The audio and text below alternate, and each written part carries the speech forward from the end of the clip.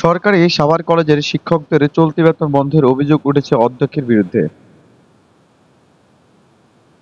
সাভার সরকারি কলেজের ২২ জন শিক্ষকের চলমান বেতন বন্ধ করেছেন নতুন সংযুক্তিতে আসা অধ্যক্ষ মোহাম্মদ জহিরুল ইসলাম। শিক্ষকদের দাবি, দীর্ঘ ১২ বছরের বেশি সময় ধরে সাভার কলেজে শিক্ষকতা করে আসছেন তারা। তাদের চলমান বেতন বন্ধ করে দিয়েছে বর্তমান অধ্যক্ষ। জানা যায়, ৫ আগস্টের আগে তৎকালীন অধ্যক্ষ ইমরুল হাসান নতুন সরকারিকৃত কলেজের তথ্য যাচাই-বাছাই করে অস্থায়ী শিক্ষকদের বেতন অত্যাবশ্যকীয় ফান্ড থেকে দেওয়ার সিদ্ধান্ত নেয় এবং তা কার্যকর করে। তবে বিপত্তি বাধে নতুন অধ্যক্ষ এলে। প্রথম মাসে তাদের বেতন দিলেও কলেজের ২-৩ জন ফ্যাসিবাদী শিক্ষকের কুপরামর্শে অর্থ আত্মসাতের জন্য শিক্ষকদের চলমান বেতন বন্ধ করে দেয় বলে দাবি শিক্ষকদের।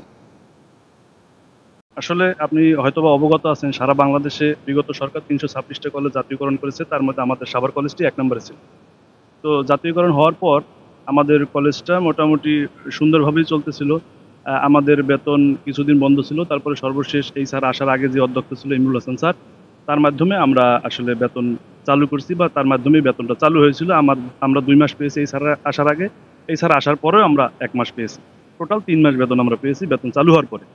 এরপরে যখন আমাদের স্যারের কাছে স্যার নতুন আসলো, আমরা মানে বিভিন্ন তথ্য জানতে পারলাম কর্মচারীদের বেতন বন্ধ, মানে কলেজে ফান্ড নাই। আমরাও আর স্যারের কাছে যোগাযোগ করি না বা স্যারের কাছে আমরা আসিও না। কিন্তু যখন আমাদের ২ মাস পার হয়ে গেল তখন আমরা স্যারের কাছে আসছি। আসার পরে স্যার বলল যে আপনাদের বেতন দেওয়ার সুযোগ নেই। তো আমরা স্যারকে জিজ্ঞেস করলাম, স্যার বেতন দেওয়ার সুযোগ নেই, এটা তো আপনি ২ মাস পরে আমাদের বললেন।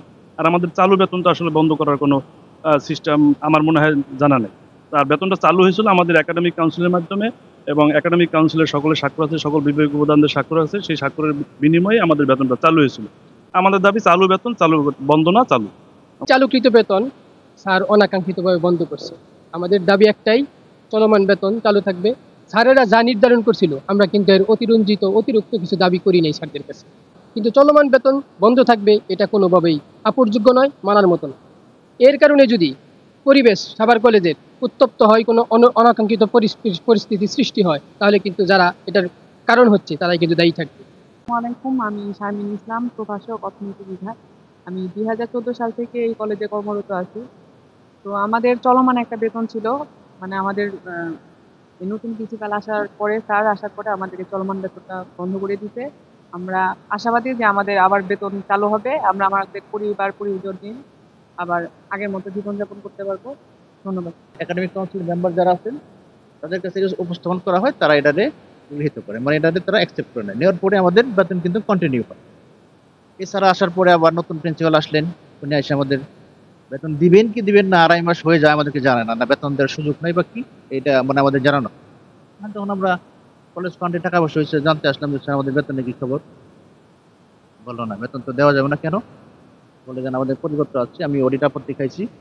স্যার দেখান তো আপনার অডিট আপত্তি যারা খাইলেন ও দেখি। ওখানে স্পষ্ট লেখা আছে যে বিভাগে কর্মরত কর্মচারীদের বেতন কলেজ ফান্ড থেকে দেওয়ার কারণে কলেজের ১৯ লাখ সামথিং টাকা খরচ হচ্ছে, মানে লস হচ্ছে, এই জন্য সে আপত্তি খাইছেন। এই ঘটনাটা আমাদের কলেজে প্রায় ৩০-৪০ জন কর্মচারী আছে।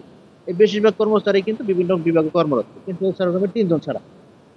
তাহলে তাদের বেতন ছাড় দেন।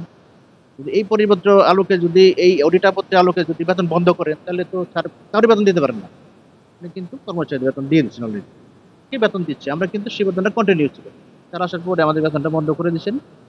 আমরা এখনো প্রত্যাশা করি যে স্যার সিনিয়র শিক্ষকদের নিয়ে বসছেন, আমাদের বেতনটা দ্রুত দিয়ে দিন। ধন্যবাদ। এ ব্যাপারে অধ্যক্ষ মোহাম্মদ জহিরুল ইসলামের সাথে কথা বললে তিনি কোনো সদুত্তর দিতে পারেননি। তিনি ২০১৭ সালের একটি বিধিমালা দেখিয়ে বলেন, তাদের কোনো বেতন দেওয়ার এখতিয়ার আমার নেই, আমি কোনো চলমান বেতন বন্ধ করিনি। এই বিধিবিধান বলে মনে করেন যে প্রত্যেক ফান্ড থেকে টিচারদের বেতন দেওয়ার কোনো সুযোগ এখানে আমি দেখতেছি না, যেটা ওনারা দাবি করতেছে। চলতি বেতন বন্ধ করি নাই, অতীতেও বন্ধ ছিল। আমি এক মাস দিয়েছিলাম, সেটা আমি অসুস্থ ছিলাম। তখন আমি, যেহেতু আমি নতুন প্রিন্সিপাল আসছি, তখন এই বিধিবিধানগুলি আমার জানা ছিল না।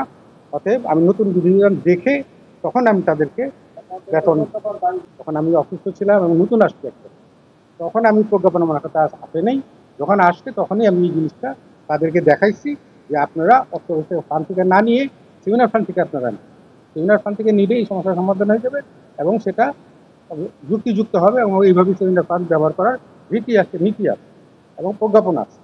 অত ওই প্রজ্ঞাপন বলেই আমি তাদেরকে নিতে বলছি। আমি বেতন বন্ধ করিনি, বরঞ্চ বেতন তাদেরকে দেওয়ার জন্য আমি সেমিনার থেকে বলার জন্য আমি অলরেডি বলছি, কিন্তু তারা এটা নিতে নারাজ।